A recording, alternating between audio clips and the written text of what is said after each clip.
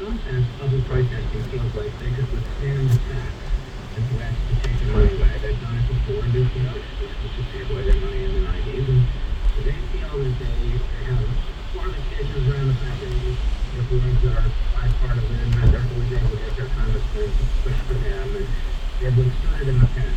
Well, the Democrats are going to stay up for them, no doubt about it. But now with the House is Republican, they should be able to get money out of there. You never know. It's interesting because Fox News does the same thing, except for conservatives and then one liberal. But Fox News isn't getting no money.